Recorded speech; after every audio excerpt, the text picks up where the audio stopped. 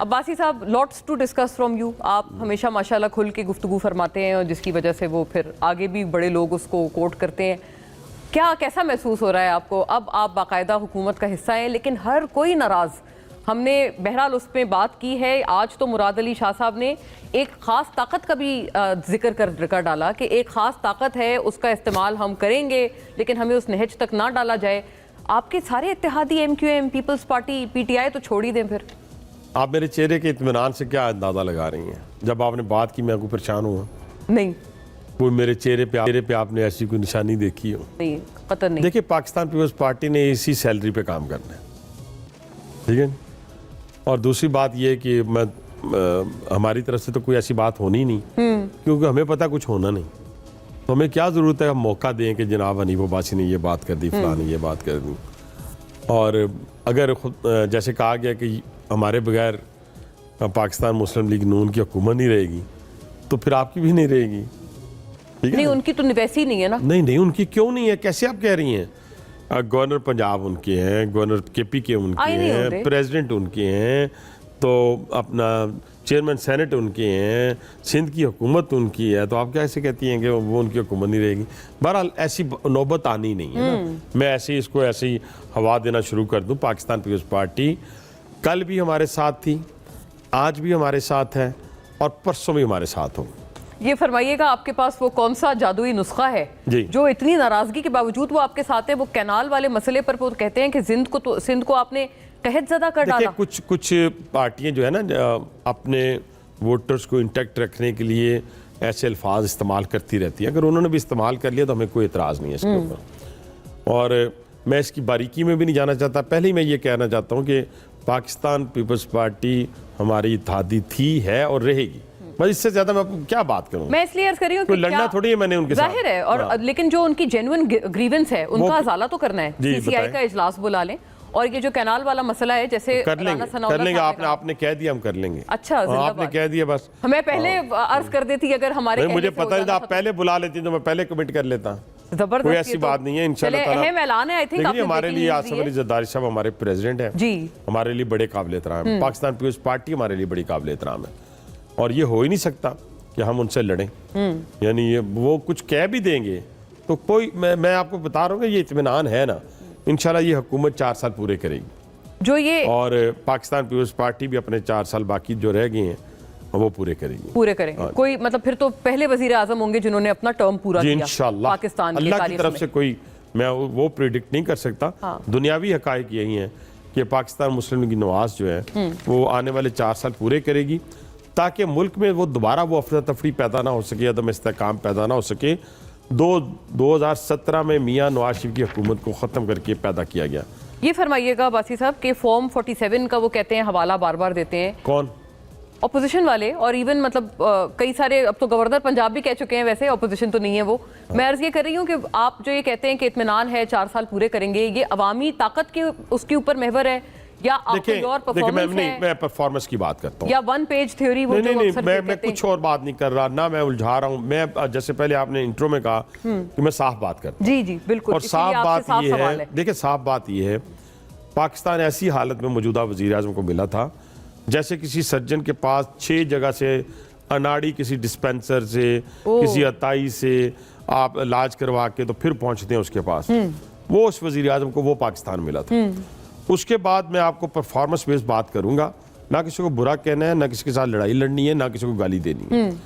Performance based बात यह है, पाकिस्तान जो है वो एक ऐसे पेशेंट की मानद था जो वेंटिलेटर पे था। उसको आकर लोग ये बददुआएं कर रहे थे कि ये डिफ़ॉल्ट हो जाएगा, बददुआएं कर रहे थे कि डिफ़ॉल्ट हो जाए।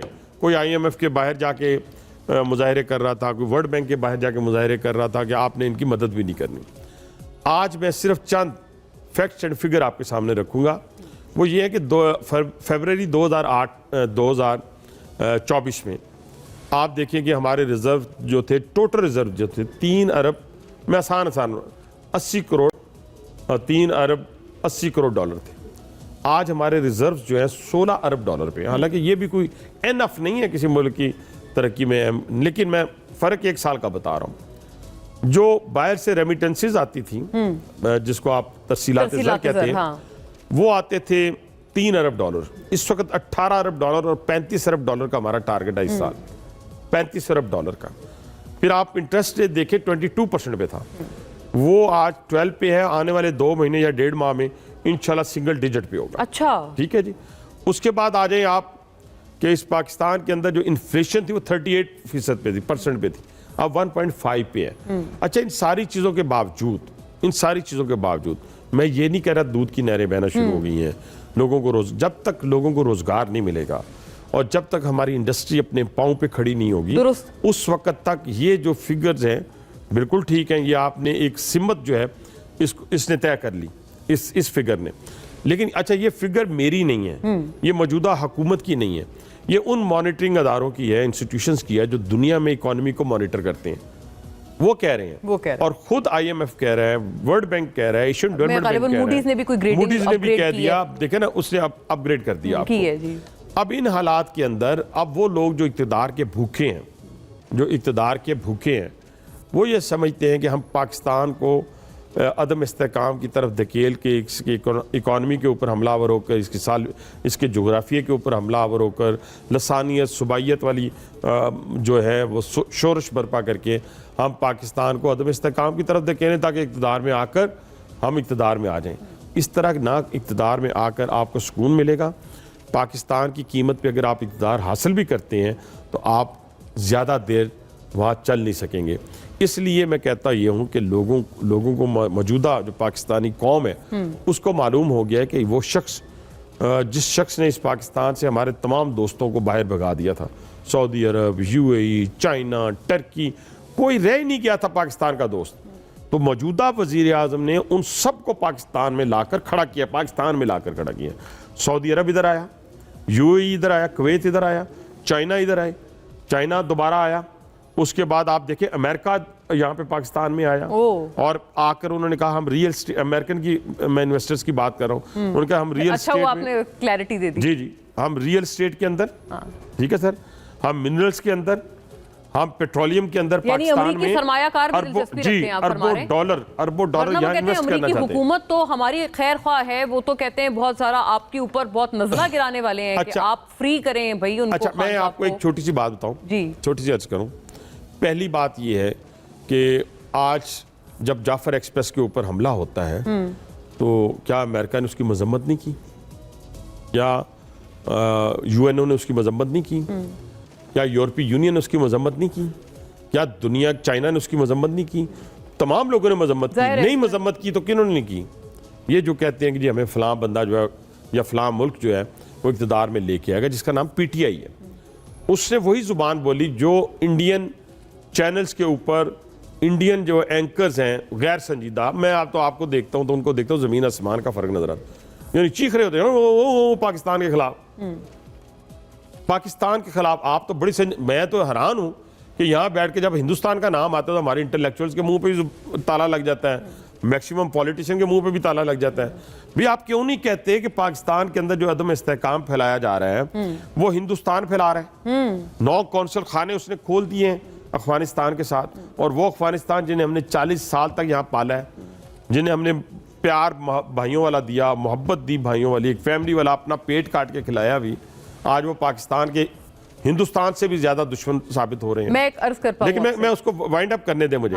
आज वो इंडियन चैनल्स की बोली जाफर एक्सप्रेस पे जब वो कहते हैं तो वही PTI के लोग और वो बाहर बैठे हुए जो सो कॉल्ड इंटेलेक्चुअल जो पाकिस्तान से भागकर गए हुए हैं, वो जो PTI के जो भी जो भी यहाँ से जाएगा पाकिस्तान के इंस्टीट्यूशन को गाली देगा तो उन्होंने माल रखा हुआ है हमारे दुश्मनों ने, क्योंकि कन्वेंशनल वार के जरिए पाकिस्तान अच्छा, को, मतलब वो बिके हुए हैं आप कहते हैं, वो सेल आउट्स हैं वो सारे, उनको छोड़ दें, खुदा न खास्ता मेरे मुंह में खाक, मैं चला जाता हूँ UK USA और मैं जाके अपने पाकिस्तान को खुदा न खास्ता मेरे मुंह में खाक दोबारा कहता हूँ, मैं गाली देता हूँ, बुरा भला कहता हूँ, तो करोड़ों रुपए भी मिलते हैं, घर भी मिलता है और गाड़ी भी मिलती है।